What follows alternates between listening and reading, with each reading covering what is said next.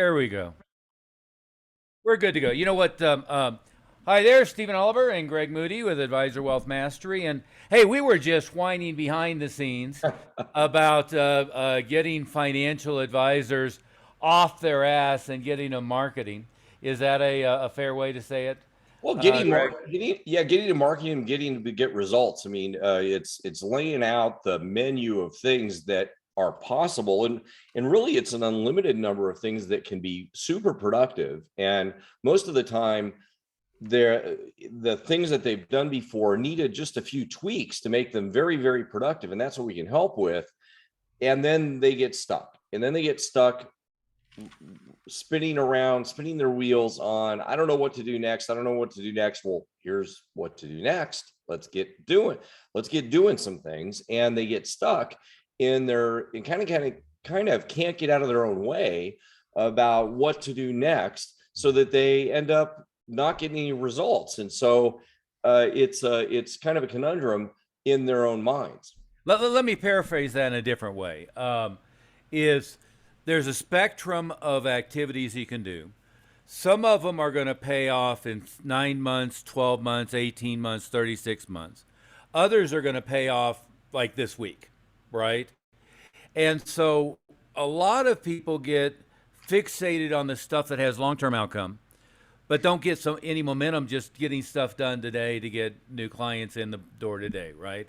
And then there's a spectrum, and I think this industry, and of course we've worked across a bunch of different industries, is probably as bad as any I've ever seen, except for the guy or gal who opens a hardware store, opens the doors, and just expects business to show up. Where the predominant mode of thinking is it's either like the old Boiler Room movie, the original Stratton Oakmont movie, where make 1,000 outbound cold calls a day and try to talk people into it, which admittedly works. It's just massively labor intensive. I was laughing, you were laughing with me about a article recently about Merrill changing their training program and deciding that there was disparate outcomes for different groups of people in doing outbound cold calling. Plus, they were having problems with doing on call list, and to be fair, they were having problems with people who just don't answer the phone. But they were shifting them to cold contacts on LinkedIn, for God's sake, which, again, it works. But I mean, I'm just as well to take here especially, take it right out the front door and start knocking on doors. Go to the gated community on the golf course and start knocking on doors is just as effective. It's very low leverage. So that I think was one of the things we were talking about was I get fixated on, oh yeah, you mentioned a book would be good to have. I'm going to start writing the book. Okay, yeah, but what do we do for clients this week? I want to do a podcast. Okay, well, that's a long build. Maybe you get discovered. Mostly you try to drive traffic to it. Great. 2 years from now, you'll have a productive evergreen asset. But right now, it's not going to do you any good. What are you going to do right now? Is that a long way of paraphrasing what you were saying? Yeah, and there's ways to use those pieces and get results right now if we just focus on the now. And it's not all focusing on where are we going to get results right now. And I liken it to farming and mining. And mining, I'm going to go mine the gold out right now. In farming, I'm planting some crops and it's going to give a healthy harvest over time. And we need to do some of both of that. Yeah. And we want our clients to do both of those things, but they get fixated on, I think in a lot of ways, it's like a shiny object, one thing or two things in their mind. And what we're always trying to do is do a Parthenon of marketing activities and also potentially other pieces in their business, their sales process and other stuff that may be failing. And there may be opportunities within their business and money that's lying around on the floor that they just haven't picked up. And that's how they can get a lot of success right away and be escalating and accelerating the process of their business and the money that they're making in their business for them personally right away. Yeah, yeah. One of the things our mentor friend Dan Kennedy, one of the things he says, he just made the commitment 365 days a year, is every day he was going to do something to generate new business, right? Just something every day. Not gonna turn off the computer, go to bed, whatever, without doing one thing at least every day, and that's I think a good rule of thumb. I was spending a lot of time because we were frustrated with a couple of people, and I was spending some time over the weekend thinking about this. And if you take our previous life, or mine anyway, of being in the franchise business, not that that's a business, but franchising businesses, is it's an interesting difference for financial advisors, even independent RIAs, versus the way you think if you're going to go open a brick and mortar business or if you buy a franchise from somebody, because there you have here's the startup capital I need, here's the required amount of marketing. I had lunch with no pun intended the founder president of It's Just Lunch one time, and another time with I think it was Del Taco, if I remember correctly. But I used to go to the IFA, the International Franchise Association conventions, and in both cases they said similar things. With It's Just Lunch, she said to me, our problem was always that a new business would open up, one of our franchises, and they wouldn't do the grand opening marketing. So we made them escrow the money for the grand opening marketing. And then the problem was they wouldn't spend, because they have 50% of the revenue goes out into advertising. And she says then the problem was they wouldn't keep spending the advertising after we forced them to do the grand opening marketing. So we made them escrow the first year. Well, I mean, that's, it's sad that they had to do that, but it's the reality of people think that the technical skill they have is going to be adequate to grow their business. And they don't think about, do I have the money or am I going to invest the time to go bird dog and get new clients, right? And with advisors, it seems to me many of them get fixated on, okay, I've got some clients now and I'm going to go beg all my clients for referrals. And as we know, I just finished cleaning up the chapter on the new book. We did the starting point, then I had to completely rewrite it. But just because I was anal that way. But all the different tools that we have to generate referrals.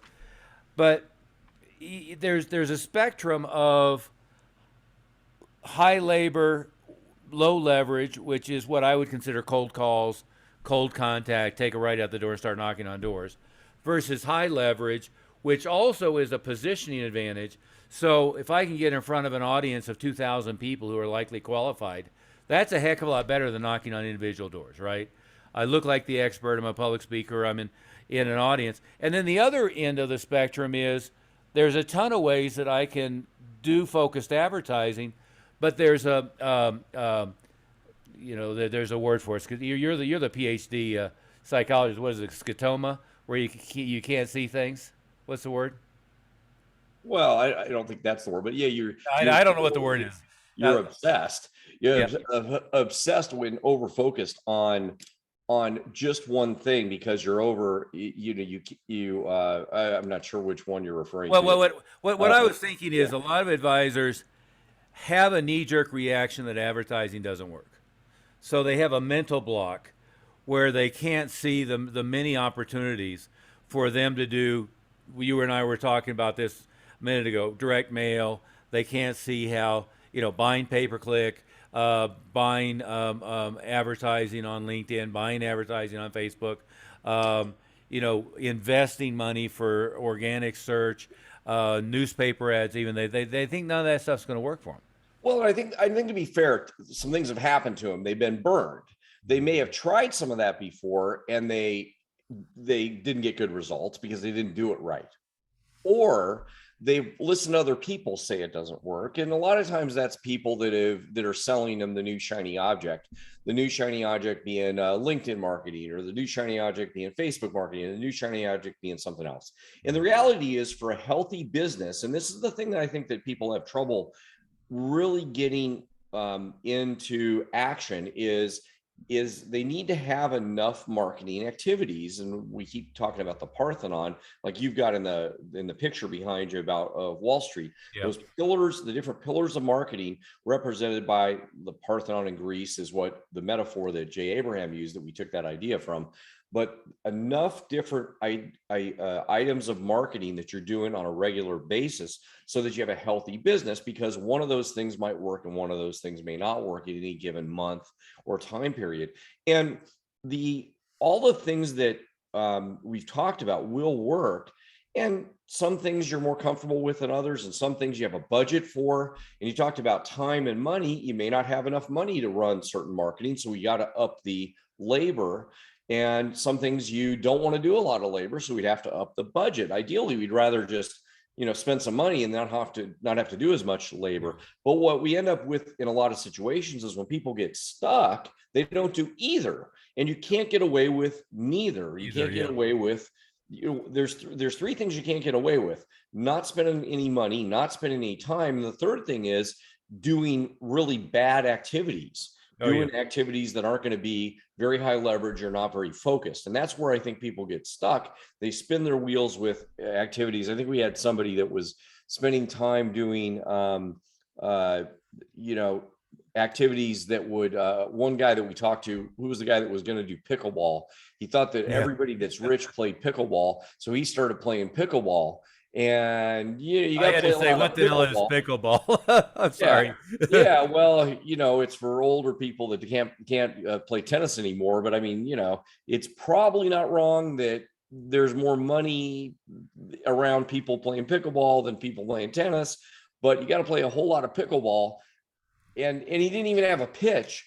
That sounds pejorative, I suppose, saying a pitch, but he didn't even really have any way to talk to the people playing pickleball. And he didn't play pickleball in rich neighborhoods. He just played it all around. And it was really an odd way to think of marketing. So his time that he was spending wasn't very effective. So you have to either spend time or money, and then it's got to be effective too. And it can't be neither of those. You can't sit on your butt and then not do anything. Well, as you know, with my own businesses that had multiple retail locations, I did startups and I did turnarounds, and both of them were mostly about go get 100 new clients, go get 200 new clients, go get 300 new clients. And if I were going to parachute in to, let's say, a struggling RIA, registered investment advisor firm, if I was going to parachute into one right now and do a turnaround, and my first question would be, how much budget do I have for marketing? But let's assume that it's zero or close to zero, right? I would immediately say, what are my resources, and where can I go get in front of a big crowd, right? That would be my number one objective. Would be, let me go get in my car, let me get on the phone, but probably in a geographic area, I'd get in the car and let's go meet with the human resource director of the major corporations around that have a bunch of highly compensated professional staff. Let me go to the JCs, the Kiwanis, the Chamber of Commerce, places where they have regular lunch meetings, dinner meetings where they have meetings, and let me see if I can be a featured speaker there. Let me find other opportunities. In fact, let me go look at, like here, I could go look at the Denver Convention Center schedule and see what conventions are coming up, what events are coming up. There's other venues. There's a bunch of convention hotels. What events are coming up? Maybe there's a convention of dentists where they're bringing them in from all over the U.S., and I could go be a breakout speaker. Maybe there's a convention of general contractors, or a convention of plastic surgeons.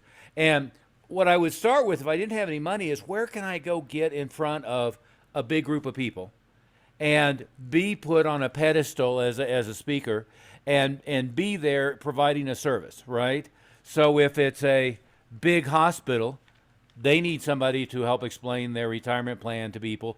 They need people who are going to help them create value of somebody being on staff and so forth. I could be a resource there. But that's always where I would start, is I would go, what organizations have a group of people that are a good fit? I'm probably not going to, go speak to an organization that's a bunch of 20-somethings in a retail work, for instance. They're not a good prospect.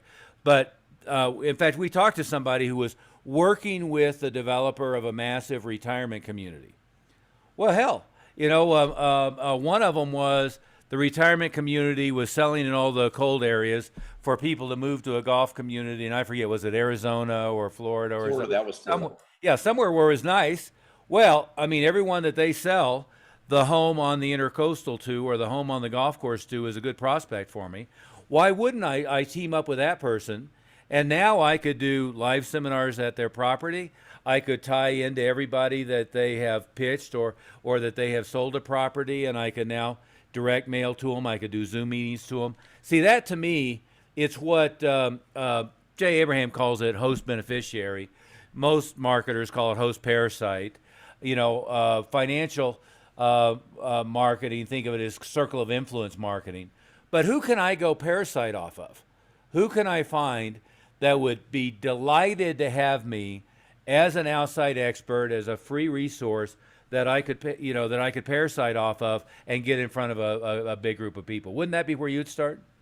Yeah, and I think most of the time we hear that circle of influence idea, and people are saying, "Yeah, I talked to an accountant," or "Yeah, I talked to a lawyer in my town," or "Yeah," and then they sit around waiting for leads, and that almost never works because they don't do it correctly. They need to have some other tools to give those guys, or to be at their event, or to create an event for them, because those guys are Horrible. crappy at marketing. They're horrible. Lawyers and accountants, some of the worst people on the planet on in how to market their own business. They've sort of gotten their business by default, or they work for another agency or another firm, and they've gotten their business that way. Those guys are not going to be good at promoting your service. It's just never going to work. So we've got to give them some tools and help them, and almost nobody is doing that right.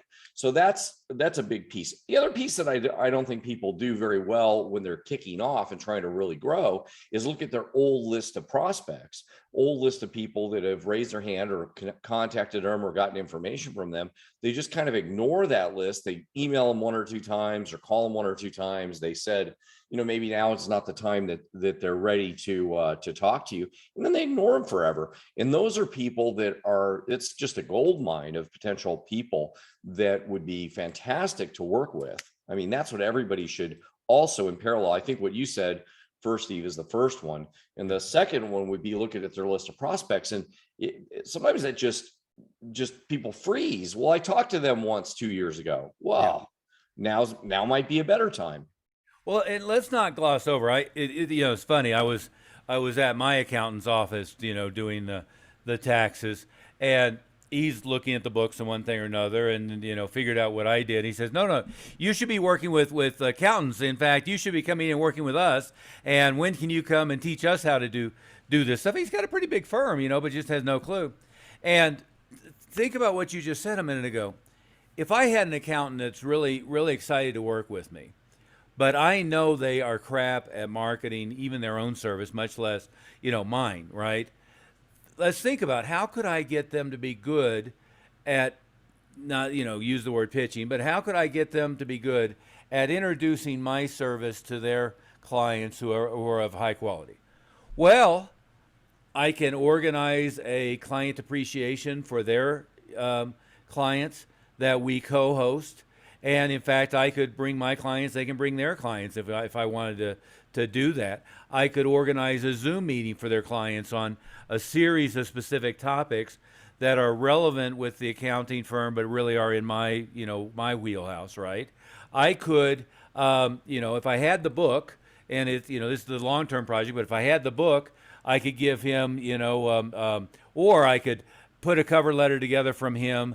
I could do envelopes with postage. I could let them put labels on it, and I could mail a copy of the book with his, from him, recommending this as a tool. Now, that would be a good way. I could put together a series of reports or papers that he could mail, cover letter from him, to his clients. And you start getting creative, and you go, well, what are all the things I could do?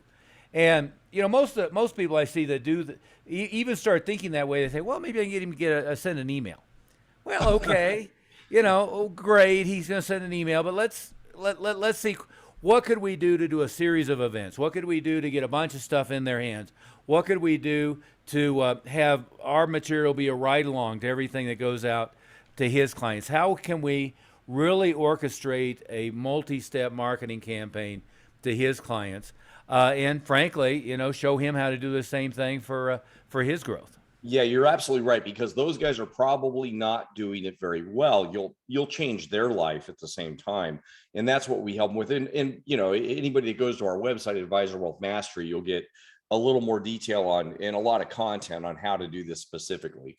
Yeah, but you know what? Every time I've done something like that, it's never been the ones that did a really good job for me. It's been about how many different ways I was helping them. It wasn't about every time you send me somebody, I'm going to give you $500, right? Yeah, Um, that's and useless, really. yeah, yeah, and the more I showed them, because by the way, it's Dan Kennedy's comment was it's like showing caveman fire.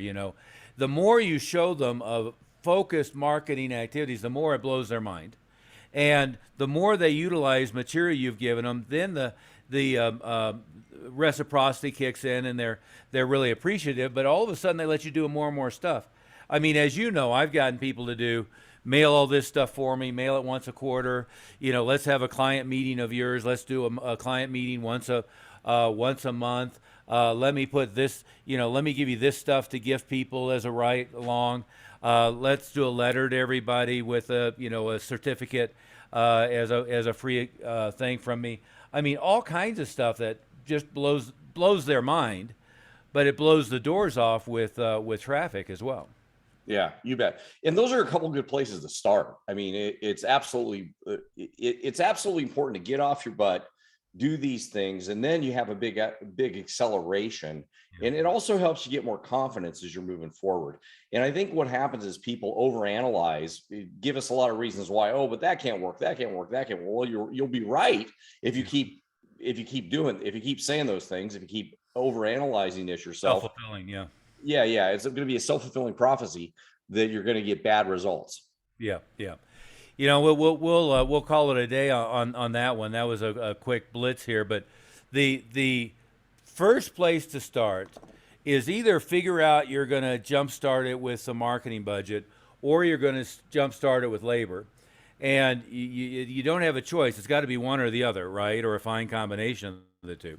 And if you're going to jumpstart with labor, move to as high a leverage as you can.